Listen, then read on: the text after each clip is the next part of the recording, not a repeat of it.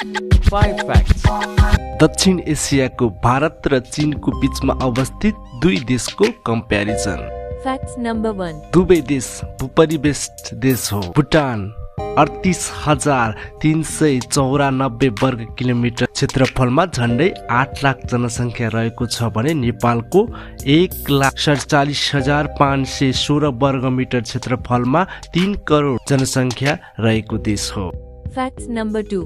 भुटान राजसंस्था भएको बौद्ध धर्म मान्ने देश हो भने नेपाल गणतन्त्र व्यवस्था भएको धर्मनिरपेक्षता भएको देश हो। Facts number 3. दुवै देश हिमवृद्ध श्रृङ्खलामा अवस्थित हिमालय पहाड र तराई अवस्थित जैविक विविधताले भरिपूर्ण देश हो।